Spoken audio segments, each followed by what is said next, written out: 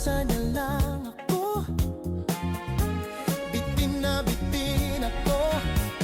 Oh, hindi ko na alam kung makakaya ko pa. Di bale na lang kaya. Ako pa ba kaya ang nasa puso niya? Di bale